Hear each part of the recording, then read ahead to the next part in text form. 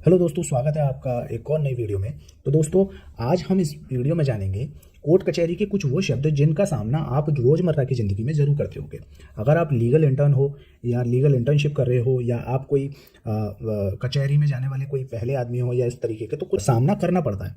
जैसे आपने सुना होगा हलफनामा, फ़र्दनामा, बैनामा, ठीक है, इकरारनामा, करारनामा, मुख्तारनामा, तहरीरनामा। तो ऐसे कई वर्ड हैं, ठीक है। तो इन सब का मतलब आज हम इस वीडियो में जानेंगे कि किस तरीके से इनका क्या मतलब है और इनको कोर्ट में क्या क्या नामों से और पुकारा जाता है। इसका इंग्लिश शब्द भी जानेंगे और हिंदी शब्द भी जानेंगे। तो वीडियो को लाइक जरूर कीजिएगा, चैनल को सब्सक्राइब जरूर कीजिएगा। तो दोस्तों चलिए शुरू करते हैं। सबसे पहला है हमारा हलफनामा। आपने ये नाम तो सुना ही होगा, ठीक है, हलफनामा। अब इसको बोलते क्या है? देखो, ये सब जो है या तो उर्दू वर्ड है या फारसी वर्ड है, ठीक है। ये मुगल पीरियड या दिल्ली सल्तनत टाइम में ये नामा करके इसमें स्टार्ट हुए थे, जो कि आज भी चलते आ रहे हैं और कोर्ट कचहरी में थोड़ा सुनने में यूनिक भी लगते हैं कि हलफनामा, करारनामा। तो इनसे थोड़ा सा एक अलग इंप्रेशन पड़ता है लीगल वर्ड्स का। ओके, तो चलिए इनका मतलब समझते हैं। हलफनामे को इंग्लिश में बोलते हैं एफिडेविट, जो कि आप रोज़मर्रा या कभी कभार इससे तो पाला पड़ता होगा। कोई भी कर्मचारी या सरकारी आदमी को कहता है जाओ एफिडेविट बनवा लो। तो एफिडेविट का मतलब क्या होता है? हलफनामे का मतलब होता है एफिडेविट, और एफिडेविट को हिंदी में बोलते हैं शपथ पत्र। शपथ पत्र, ठीक है। अब शपथ पत्र क्या होता है दोस्तों? इसका मतलब ये होता है कि अगर कोई भी मैं डॉक्यूमेंट दे रहा हूं किसी को भी, ठीक है, मैंने अपनी कोई बात कही या मैं किसी चीज को मैं बोल रहा हूं कि ये चीज है और ऐसे ऐसे है, और उसको मैं सरकारी कामों में लगा रहा हूं, ठीक है। मान लीजिए मैं कहूंगा कि मैंने जो है मैंने अपनी ग्रेजुएशन इस फला यूनिवर्सिटी से करी और इस यूनिवर्सिटी से इतने परसेंट मार्क्स मैंने पास किए, ठीक है। अब ये चीज़ जो है, मेरी कही हुई बात जो है वो, अब मैं किसी यूनिवर्सिटी में पोस्ट ग्रेजुएशन के लिए एडमिशन लेने जाता हूँ, तो मेरी ये बात वहाँ कैसे सही होगी? ठीक है, तो मैं यहाँ पे एक शपथ पत्र बनवाऊंगा, यानी कि कैफिडेविट बनवाऊंगा, उसमें ये सारी बातें लिखूंगा, ठीक है, उस पर नोटरी करवाऊंगा, और ये नोटरी जो है वो मेरी ये पूरा जो एफिडेविट है यही मेरा कहलाएगा शपथ पत्र। यानी कि मैंने जो बात कही है उस पर मैं शपथ खाकर कहता हूँ कि ये बातें एकदम सही है और मेरे ज्ञान में, मेरे निजी ज्ञान में एकदम सही है। यानी कि मैं उस चीज़ की, जो मैंने बात कथन कहा है किसी के सामने, तो उसकी मैं शपथ ले रहा हूँ, ठीक है। और वो शपथ जब लेते हैं तो उस शपथ पर जो अटेस्टेड करता है, वो शपथ को अटेस्टेड करता है नोटरी ऑफिसर, ठीक है। तो इसको बोलते हैं एफिडेविट। अब इसी तरीके से अगर मैं सरकारी महकमे में या सरकारी ऑफिस या कार्यालय में अगर अपनी कोई बात कहूँ या अपना कोई डॉक्यूमेंट पेश करता हूँ जिसमें मैंने लिखकर बात की है, या अपनी कोई एप्लीकेशन देता हूँ, तो उस एप्लीकेशन के साथ, उस एप्लीकेशन में जो भी बात कही गई है उसके साथ एक शपथ पत्र दूंगा, यानी कि एफिडेविट दूंगा, ठीक है। वो एफिडेविट मैं उसके साथ दूंगा। वो एफिडेविट क्यों दूंगा? क्योंकि मैंने इस एप्लीकेशन में जो बातें कही हैं उसकी मैं शपथ ले रहा हूँ, उसकी मैं जो है एक तरीके से कसम खाकर कह रहा हूँ कि ये चीज़ें सही है, उसकी शपथ ले रहा हूँ, ठीक है। तो शपथ को कसम भी बोलते हैं। तो कसम खाकर मैं ये चीज़ कह रहा हूँ कि ये चीज़ एकदम सही है मेरे ज्ञान में, और अगर ऐसा कुछ होता है तो मेरे खिलाफ जो भी लीगल कार्रवाई है वो बने, ठीक है। तो इसी तरीके से हलफनामा जो है उसको बोलते हैं शपथ पत्र, और इंग्लिश में कहते हैं एफिडेविट। आई होप आपको ये समझ में आ गया होगा। चलिए बढ़ते हैं नेक्स्ट, फर्दनामा। फर्द का मतलब बेसिकली होता है किसी व्यक्ति या केस से जुड़ी सारी चीज़ों और सामान या संपत्ति का पूरा विवरण, उसकी लिस्ट बनाकर देना, ठीक है। तो फर्द का मतलब है सूची, नामा मतलब पत्र, ठीक है। तो इसको हिंदी में क्या बोलते हैं दोस्तों? सूची पत्र, ठीक है। अब इसका मतलब क्या होता है? देखो, इसको ये यूज़ कहाँ पे होता है कोर्ट कचहरी में, तो इसको समझते हैं।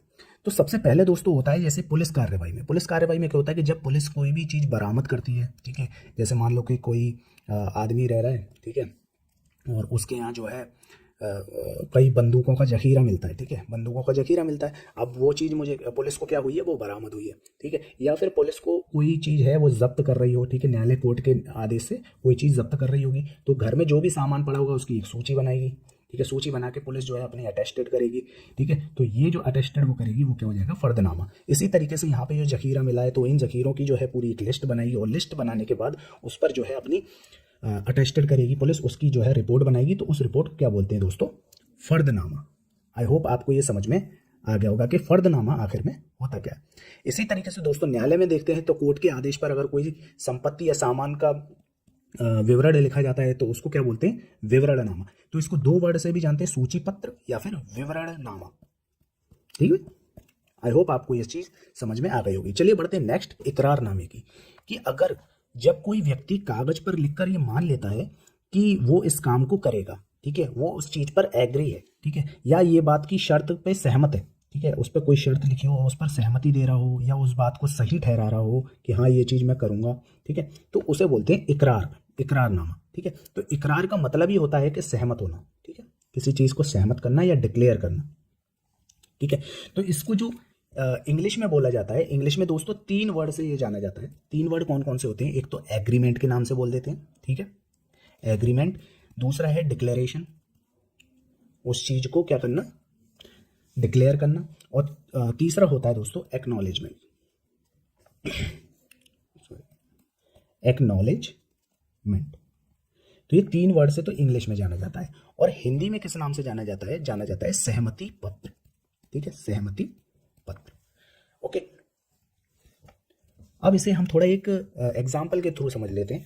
मान लो कि कोई बैंक से कर्जा लिया, ठीक है, तो राम ने, सॉरी बैंक से नहीं, मान लो राम ने जो है वो श्याम से क्या लिया, कर्जा लिया, 50,000 का कर्जा लिया, ठीक है। और ये राम जो है एक एफिडेविट पर लिख कर देता है, उस चीज़ की शपथ खाता है, ठीक है, एक कॉन्ट्रैक्ट बनवाता है 100 रुपये का, सॉरी शपथ पत्र नहीं, एक कॉन्ट्रैक्ट बनवाता है 100 रुपये का, और उस पर जो है वो लिख कर देता है कि 50,000 रुपये मैं 6 महीने के अंदर अंदर उसको चुकाऊंगा।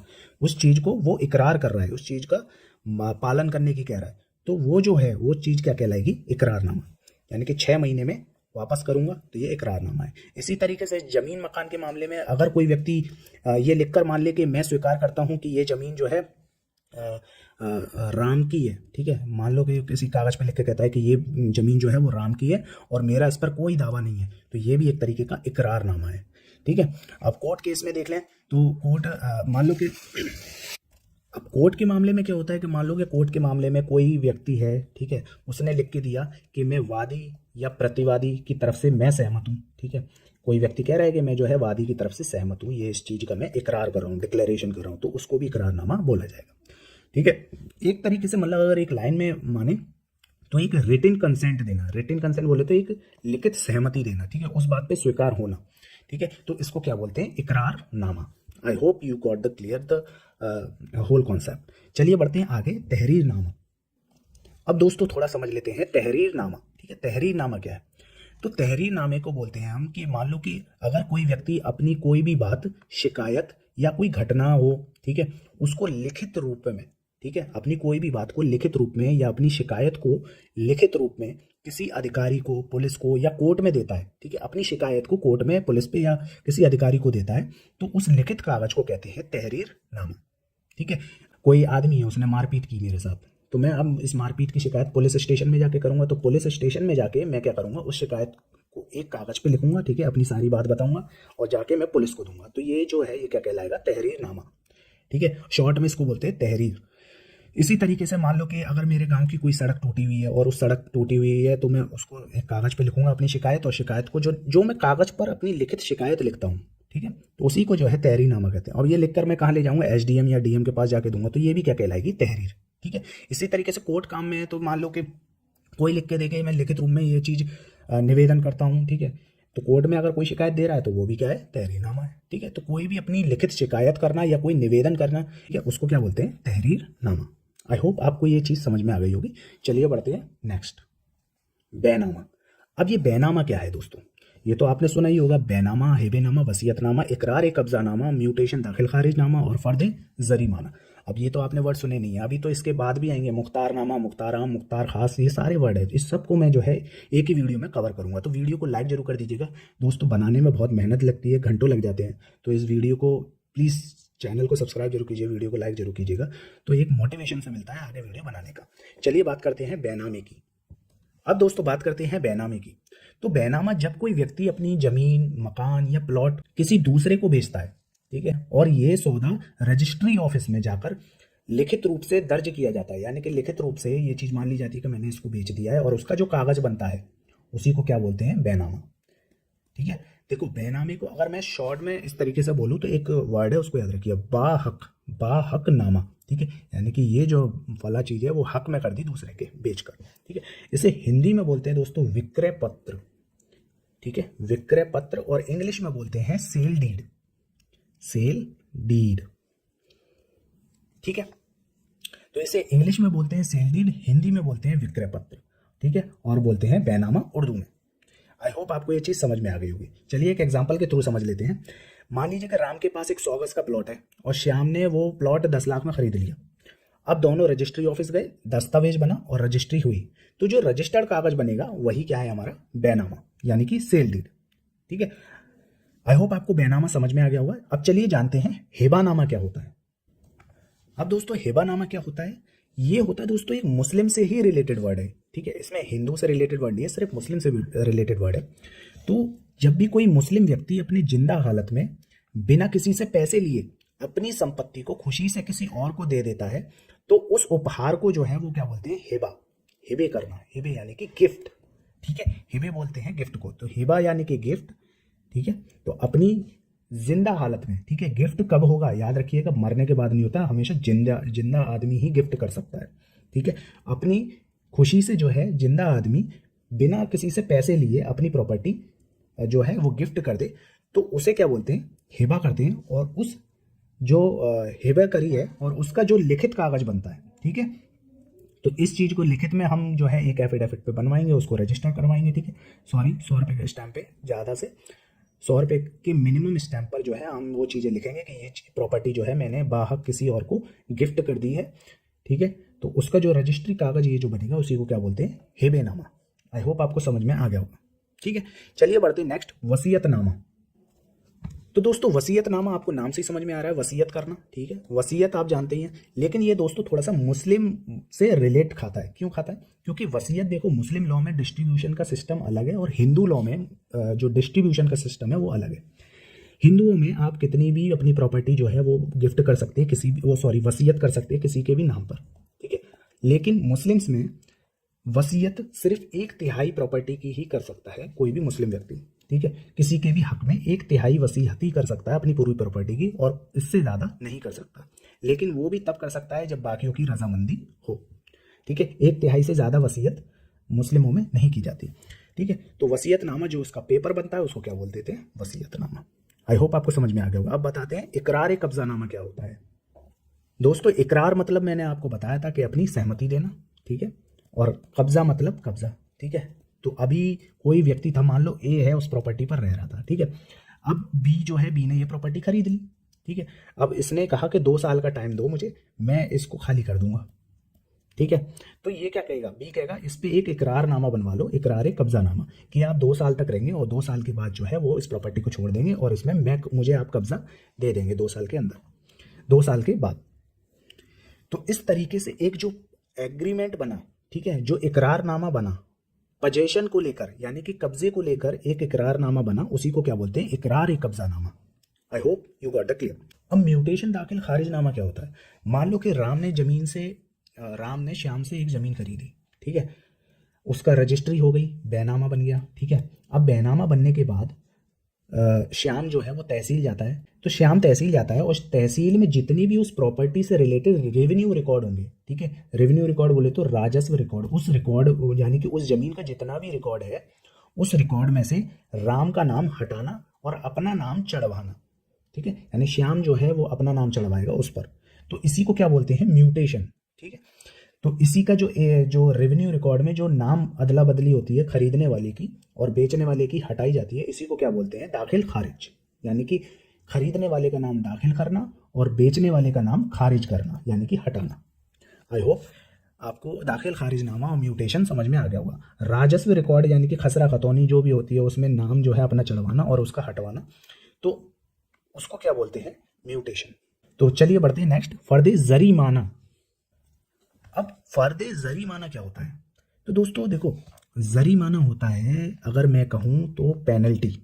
ठीक है, पेनल्टी की कोई भी स्लिप या सूची बनाना, उसको क्या बोलते हैं, फर्द जरीमाना। मान लो इसको इस तरीके से समझते हैं कि आप जो है बिना हेलमेट के गाड़ी चला रहे हैं। ठीक है, और पुलिस ने आपका 1000 रुपये का जुर्माना लगा दिया। अब जुर्माना लगाने के बाद एक पर्ची काटी और वो पर्ची आपको दे दी कि ये जो है आपका चालान काटा गया। तो वो जो पर्ची है वही पर्ची क्या कहलाएगी, फर्द जरीमाना। ठीक है, ये सारे डॉक्यूमेंट के नाम है दोस्तों, इन डॉक्यूमेंटों को क्या कहते हैं, वही चीज़ है। तो फर्द जरीमाना आपको समझ में आ गया होगा। इसी तरीके से हम कोर्ट के मामले में देख लें कि कोर्ट में पेशी पर हाजिर नहीं हुए आप। ठीक है, आप कोर्ट ने बुलाया और पेशी पर आप जो है गए नहीं, तो कोर्ट ने जो है वो 500 रुपये का आप पे जुर्माना लगा दिया। अब जुर्माना लगा दिया और उसको जो है कोर्ट ऑर्डर शीट में जो है और ये चीज़ लिख दी कि 500 रुपये कॉस्ट जो है फला आदमी वादी या प्रतिवादी पर लगाई जाए। तो ये जो है, जो ऑर्डर शीट पर 500 रुपये का बात लिखी, तो ये क्या है, हमारी जरीमाना, ठीक है, यानी कि पेनल्टी। पेनल्टी को आप शॉर्ट में कहते हैं जरीमाना। शॉर्ट में अगर याद रखने के रूप में हो तो पेनल्टी को जरीमाना बोलते हैं। अब दोस्तों बात करते हैं मुख्तारनामे की। देखो ये वर्ड तो आपने सुना ही होगा, मुख्तारनामा क्या होता है। इसको इंग्लिश में बोलते हैं दोस्तों पावर ऑफ अटॉर्नी।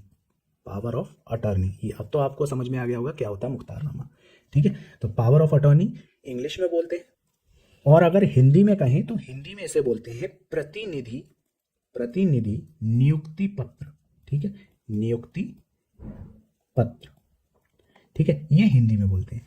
इंग्लिश में तो आपको समझ में आ गया होगा दोस्तों पावर ऑफ अटॉर्नी, और यही नाम आपने ज़्यादा सुना होगा। अब इसका मतलब क्या होता है, थोड़ा सा हम इसके बारे में जान लेते हैं।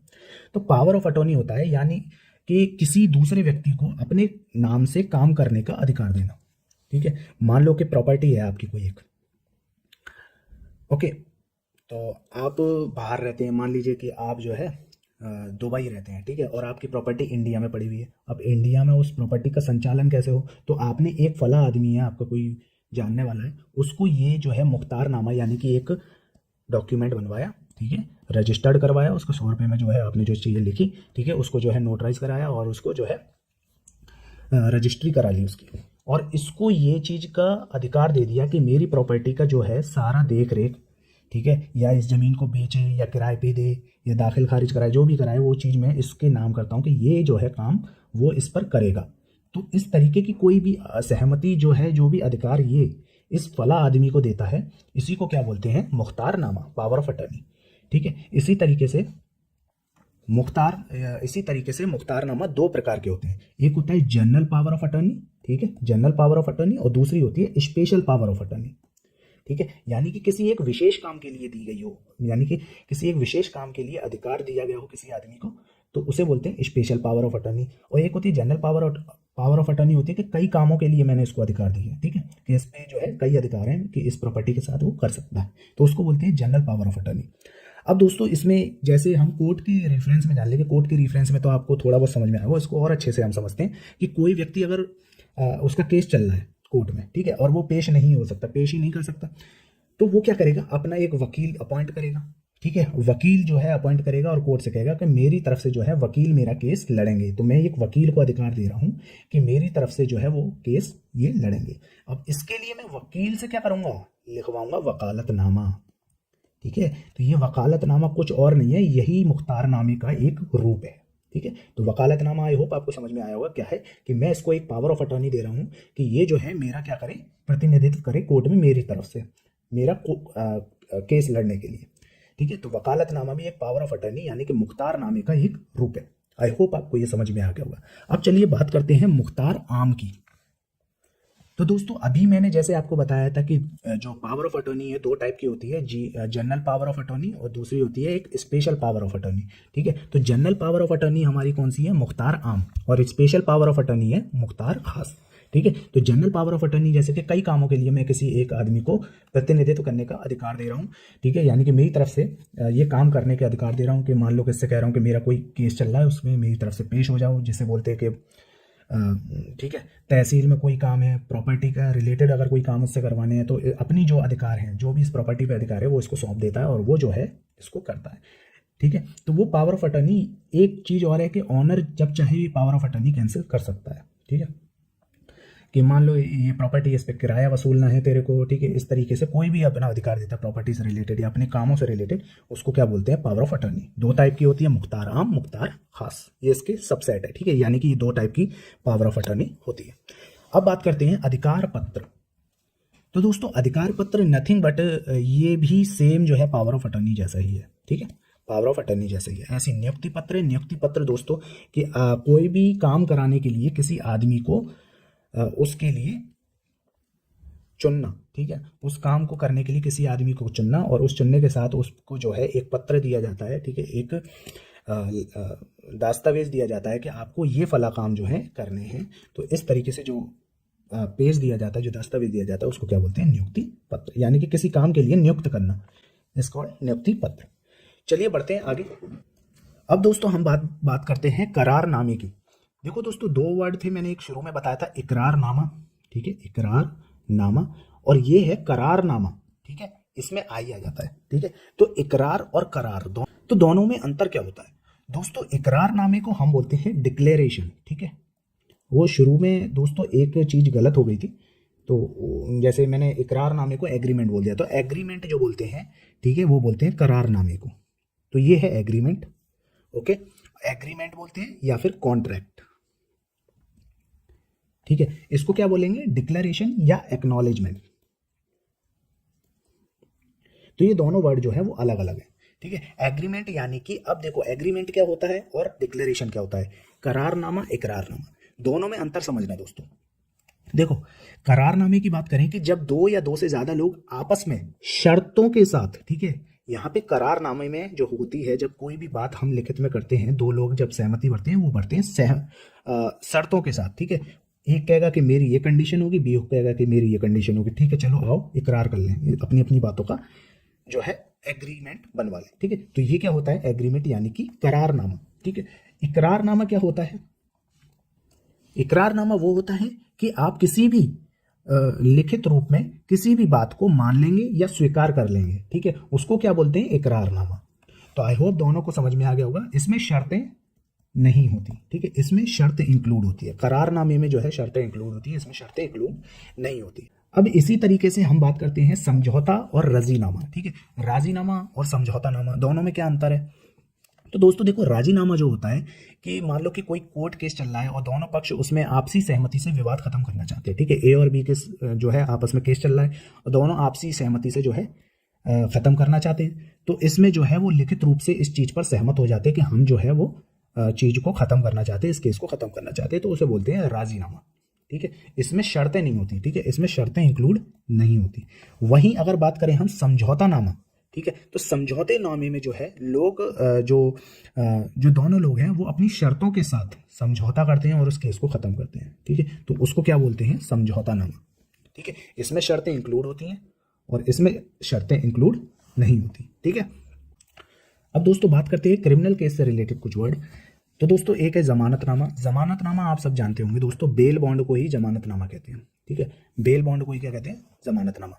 अब बेल बॉन्ड होता क्या है कि मान लो किसी चीज़ की गारंटी देना कि जो एक्यूज है, ठीक है, वो पेशी पर आएगा नहीं जाएगा, इस चीज़ का जिम्मेदार हूँ, तो वो जो है श्योरिटी बॉन्ड या इसे बेल बॉन्ड भी कहते हैं। इस चीज़ की श्योरिटी देता है कि वो जो है मुकदमे में सहयोग करेगा, इस तरीके से एक एप्लीकेशन जो बनती है और उस पर जो अपनी सहमति देता है वो एफिडेविट लगाकर, उसको क्या बोलते हैं? Bail bond, that is and also called the जमानतनामा, ठीक है। आगे बढ़ते हैं इसी तरीके से तलाशीनामा। तलाशीनामा दोस्तों होता है सर्च मेमो। तो सर्च मेमो जो होता है क्रिमिनल में, उसी को क्या बोलते हैं हम? तलाशीनामा, ठीक है। तो इसमें जो है कि एक्यूज के घर से क्या क्या मिला, ठीक है, तलाशी में क्या क्या मिला, उसी को क्या बोलते हैं? तलाशीनामा। उसका जो है पुलिस बना के देती है अपने साइन वाइन करके, उसी को क्या बोलते हैं? तलाशीनामा। एक होता है दोस्तों जब्तीनामा। जब्तीनामा क्या होता है कि पुलिस या कोई अधिकारी किसी सामान को जब्त कर लेते हैं और उसका जो है कागज बनाते हैं कि ये सामान जो है ऐसे ऐसे जब्त किया गया, तो उसी को क्या बोलते हैं? जब्तीनामा। और इसे इंग्लिश में बोले तो बोलते हैं सीजर मेमो, ठीक है, सीजर मेमो। तो ये सीजर मेमो होता है। अब बात करें सुपुर्दगी नामा क्या होता है? सुपुर्दगी नामा होता है कि ये जो सीजर की गई है, जो चीज़ की गई है, ठीक है, सीज की गई है, जो जब्त की गई है, उस जब्त चीज़ को जो है वापस उसे दे देना, तो उसको क्या बोलते हैं? सुपुर्दगी नामा, ठीक है। तो यानी कि केस खत्म होने के बाद अगर कोई गाड़ी है उसने श्योरिटी बॉन्ड में लगाई थी, ठीक है, बेल बॉन्ड में लगा दी थी अपनी, कि मतलब मेरी गाड़ी जो है वो आप रख लीजिए और मुझे बेल दे दीजिए। अब केस खत्म हुआ, वो एक्यूज जो है वो बरी हो गया, ठीक है, बाइज्जत बरी हो गया, तो उसको क्या करेगा? वो जो गाड़ी है उसको सुपुर्द कर देंगे, यानी कि उसको वापस देना है, और वापस देने के साथ साथ जो है उसको एक कागज़ देंगे उस पर, ठीक है, तो वो क्या लाएगा? हमारा सुपुर्दगी नामा, ठीक है। ऐसी फर्दे बयान। अब बात करते हैं दोस्तों फर्दे बयान। फर्दे बयान क्या होता है कि मान लो कि कोई भी आदमी है वो पुलिस मजिस्ट्रेट या अधिकारी के सामने अपनी कोई भी बात लिखित रूप में बताता है कि कोई भी चीज़ है, ठीक है, और उसको रिकॉर्ड किया जाता है उस बात को, तो उसे क्या बोलते हैं दोस्तों? फर्दे बयान, ठीक है। जैसे किसी घटना का कोई गवाह है, ठीक है, तो वो गवाह जो है वो बताता है कि फला दिनांक 10 जनवरी को शाम 7 बजे मेरे साथ ये घटना हुई, ठीक है, और उसका जो है पुलिस बयान लिखती है, तो उसी को क्या बोलते हैं? फर्दे बयान। चार्जनामा दोस्तों, चार्जशीट जो होती है उसी को बोलते हैं चार्जनामा। चलिए आगे बढ़ते हैं। अब दोस्तों देख लेते हैं हम वक्फनामा, ठीक है। वक्फनामा क्या होता है? देखो मैंने शुरू में बताया था गिफ्ट डीड जो होती है उसे क्या बोलते हैं? हिबेनामा, आई होप याद होगा आपको, हिबे नामा। ठीक है, इसी तरीके से वक्फ जो होती है, गिफ्ट हम किसे करते हैं, कोई इंसान से दूसरे इंसान को ही तो करेंगे। ठीक है, लेकिन वक्फ क्या होता है, वक्फ होता है कि कोई इंसान ईश्वर को गिफ्ट करता है। ठीक है, मान लो कि इस इंसान के पास कोई प्रॉपर्टी बची है, प्रॉपर्टी है, अब ये प्रॉपर्टी जो है वो ईश्वर के कामों के लिए दान कर देता है। ठीक है, तो उसी को क्या कहते हैं, वक्फ। ठीक है, यानी कि प्रॉपर्टी वक्फ कर दी गई, वक्फ यानी ईश्वर को दान कर दी गई, यानी कि इस प्रॉपर्टी पे जो भी काम होगा वो ईश्वर के कामों से रिलेटेड होगा। मसलन जैसे कि कोई मस्जिद बना दी, हॉस्पिटल बना लिया, या कोई ट्रस्ट बना दिया। ठीक है, तो यानी कि जो भी काम होंगे इस पे सारे जो है वो अच्छे और नेक काम ही होंगे, तो उस कामों के लिए उसने क्या है, वक्फ करी है ये प्रॉपर्टी। ठीक है, तो इसी का जो है एक डॉक्यूमेंट बनता है, उसको रजिस्टर्ड कराते हैं कि ये जो प्रॉपर्टी है फला वक्फ की गई है। ठीक है, और वक्फ कहाँ करी जाती है, वक्फ बोर्ड में। ठीक है, तो इसी तरीके से जो वक्फ की गई प्रॉपर्टी का जो डॉक्यूमेंट होता है उसको क्या बोलते हैं, वक्फनामा। आई होप आपको ये पूरी वीडियो समझ में आई होगी दोस्तों, और बहुत आसान तरीके से मैंने सारे टॉपिक को क्लियर करके बताया है। अब अगर कोई भी नामा आपका बाकी रह गया हो तो कमेंट में आप पूछ लीजिएगा, मैं बेधड़क होकर आपके जो है आंसर दूंगा। लेकिन दोस्तों बस आप चैनल को सब्सक्राइब जरूर कीजिएगा, वीडियो को लाइक जरूर कीजिएगा, क्योंकि बहुत मेहनत लगती है दोस्तों। तो बस यही आपसे एक गुजारिश है। ठीक है, अच्छा चलता हूँ, दुआओं में याद रखना, और अगर मेरा जिक्र करना है तो सब्सक्राइब जरूर करना। Keep watching, keep loving. मिलते हैं अगली वीडियो में, तब तक के लिए जय हिंद, जय भारत, सायोनारा एंड बाय।